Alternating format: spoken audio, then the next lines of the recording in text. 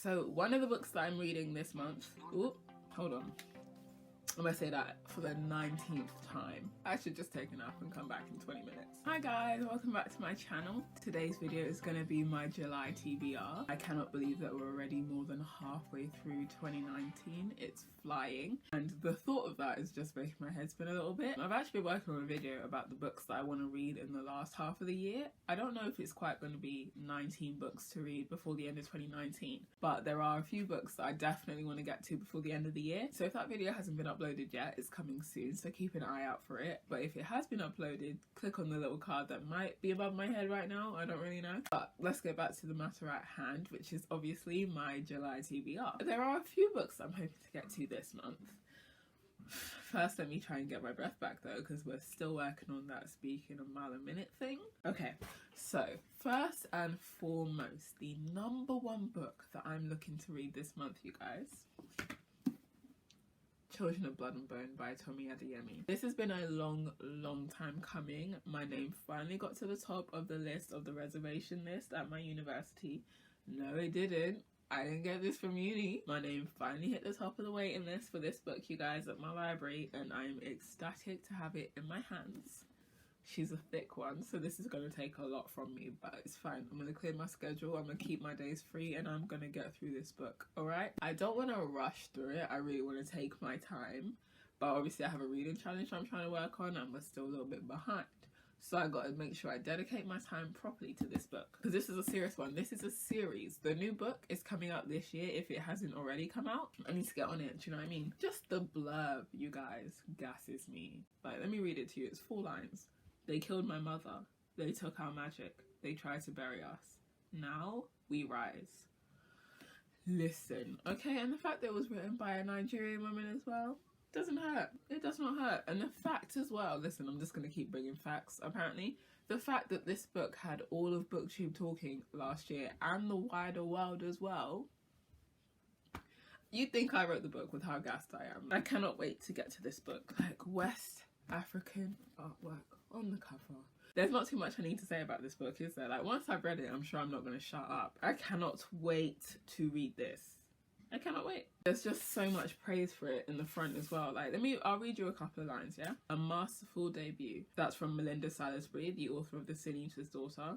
Epic by Marie Lu, author of Legend. A phenomenon, said Entertainment Weekly. Storms the boundaries of imagination. The New York Times. I could go on and on, yeah? The point is, I'm finally reading this. I haven't read it yet, but I suggest you do too, and we can all just talk about it together. Okay, moving on. It's obviously summer, right? So I want to read a cutesy, lovey-dovey book. And I don't know if that's this book, to be fair, because I don't really remember all that much about it. But what I do know is that Taylor Jenkins Reid's name. That's a little bit hard for me to say with the lisp, you know? Taylor Jenkins Reid's name is one that I've heard from a few different booktubers that I follow, and I figured with the kind of books that she seems to write that I might as well pick up one of her books now that it's summer. Let me show you the cover. Might be a good idea. So one of the books that I'm hoping to get to this month is One True Loves by Taylor Jenkins Reid. Now this book, I feel like, without rereading the blurb, I feel like this is the one where this woman's married, her husband dips or dies, and then she moves on, and then he comes back, and then it's like, oh no, basically. Yes, that is literally what happens. I don't know if this matches the description I gave about summery cutesy books, because the woman on the cover is actually wearing a roll neck and is holding a steaming mug. So I think I might be way off the mark with this one. In terms of like the summariness, the description I gave is like bang on for once. In terms of like summary reads, I don't think this is really it. I think the one that's got the stack of books and the sunglasses on the cover might have been more of a summary read, but I don't have that, so this is what I'm gonna read. This one's a little thick. It's not thick, but the text is quite small. I hope it doesn't take me too long to read. Children of Blood and Bone is... wow. Children of Blood and Bone is 525 pages. This one is 327 pages. So between them, that's over 800 pages, and I'm behind on my reading challenge. I'm getting stressed. You guys. Anyway, let's move on to the next book. A Long Way Down by Jason Reynolds. A Long Way Down is a book that I've been meaning to read for a little while now, because I heard Jason Reynolds' name. I can't exactly remember when I first heard it, but I've been hearing stuff about his books for at least a year now, so I don't really know what's taking me so long. He is a black author as well, so like, come on, pull up your socks, Danielle. From what I know about it, it is about a guy who is in an elevator, and he got there. Okay, backpedal, start again. So before the book starts, as far as I can tell, the main character's brother has been killed, and now the main character wants to kill the person who killed his brother. He ends up in an elevator, I think going, I'm guessing it says long way down, so I'm guessing he's going down to find the guy who killed his brother, and in doing so he meets several people in the lift, some that it doesn't make sense that they're there as far as I can tell. Like, I think some almost ghosts show up, and basically they're all making a case to him as to why he shouldn't do what he's about to do, I think, if I remember correctly, you know? That sounds really interesting to me, and it's the type of book, like the way it's written, doing this really awkwardly, like the way it's written, there's not much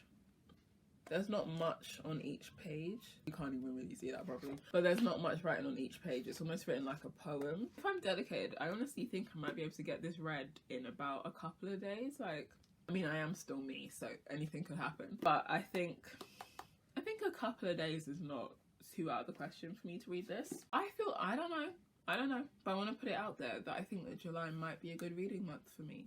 I don't know, but I'm hopeful. So those are the 3 physical books that I'm hoping to get to this month. And then I have 2 audiobooks through Overdrive, one of which I literally just got a notification that came through, so I'm excited as heck. So one of the books I'm reading this month is The Sisters Are Alright, Changing the Broken Narrative of Black Women in America by Tamara Winfrey Harris. This is the cover of it on Overdrive. Can you see that? I'm about 25 minutes into it so far. I do think I'll definitely be able to finish it this month. It's not a long book at all. The whole thing is about 3 hours and 20 minutes. But the type of book that it is, I want to go through it at a pace in which I'm actually absorbing it. I want to make notes on some of the things that are being said, and I want to look up some of the people she's mentioning and some of the sources she's citing. It's almost a book that I want to study as I read it. It's a short book, but I anticipate it taking me longer than I had initially thought to finish it. But that's one book that I'm very hopeful that I'm going to enjoy. The other book that I'm very excited to read, the one that just came through, and that book, why is it not loading? Oh, I just realized, you guys, Stay in Your Lane. It's not the audiobook, it's the ebook. I really wanted the audiobook. Alright, anyway, so the other book that I'm still excited to read, but not as excited as I was a second ago when I thought it was an audiobook, but not an ebook.